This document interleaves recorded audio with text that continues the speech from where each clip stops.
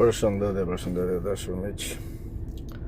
Do të gjejmë pak të Zarigogën dhe pasandaj do të analizojmë këtu.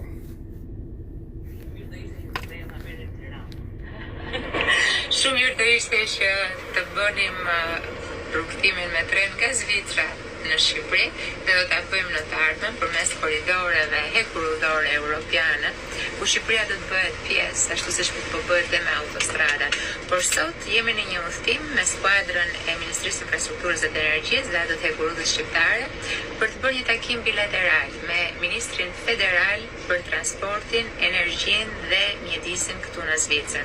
Po bëjmë një udhtim nga Zyriu në Bern, duke provuar kështu edhe efikasitetin, eficiencën që hekurudha ka, dhe duke bërë plane për një bashkëpunim të ngushtë edhe me hekurudhën zviceriane në të ardhmen për sa i përket zhvillimit të transportit. Po e lëm këtu të planet, po e ndaloj këtu të planet, për të mos e dëgjuar më se më vjen për të vjell kur e dëgjoj. Si ka mundësi që ndodhin të njëjtat në kohë të ndryshme, por të njëjtat gjëra në këtë vend në momentin që këta thirren nga drejtësia. Shko, merreni shkojmë në kohë, më thënë, historia vjen e njëjtë, po në kohë të ndryshme. Kur është thirrur nga Spaku Arben Ahmetaj, ka qenë në Zvicër. Si nga mundësi kjo pas ka shkuar në Zvicër kjo dhe udhtoka nga Zyriu për në Bern,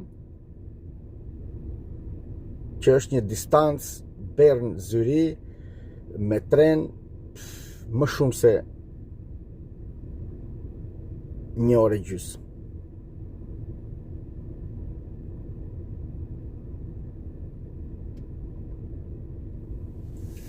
Do më thënë kjo bëka një... Tu nuk është problemi të distancës se sa është koha Zyri-Bern, por për faktin se e njoh si shtet që udhëtoj shpesh.